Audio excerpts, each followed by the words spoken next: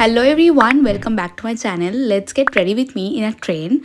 Also, I'm using my best friend's makeup pouch. I know it's gonna be tough, but let's see. I hope তোমরা আমার previous shorts দেখেছো, যেখানে আমি ট্রিপে এসেছি ওড়িশার একটা স্মল হিল স্টেশন দারিংবাড়ি। তোমরা অবশ্যই ডে 1 এবং ডে 2 এর মিনি ব্লগটা দেখো।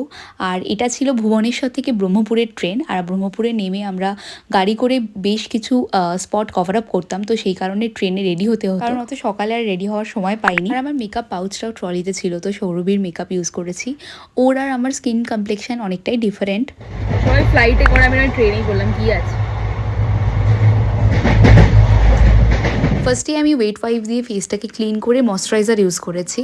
আর ওর বেস হিসেবে ওই কালার কারেক্টার যেই প্যালেটটা ছিল ওটা ছিল, তো ওর মধ্যে ইয়েলোইশ টোনটা যেটা ছিল মোটামুটি চলে যাচ্ছিলো, তো ওটাই ইউজ করেছি। দেন ব্লাশ আর মাস্কারা ইউজ করেছি আইতে অনলি, কারণ প্রচুর জারিং হচ্ছিলো আর লাইনার ফাইনার পরা খুব চাপের, তো ওটা পরিনি। তারপরে হাইলাইটার দিলাম, লিপস্টিক পরলাম, সো এটাই ফুল লুক। আর ফিক্সার দিয়ে পুরোটাকে ফিক্স করেছি। তারপরে পারফিউম ইউজ করলাম, আর বেশ ভালো লাগছিলো। এটা একটা নিউ এক্সপিরিয়েন্স এরকমভাবে জারিংয়ের মধ্যে করা, কারণ আমি দেখেছি ফ্লাইটে অনেকেই করে, তো ট্রেনে ভাবলাম করি, get ready with me, because আমাদের করতেই হতো।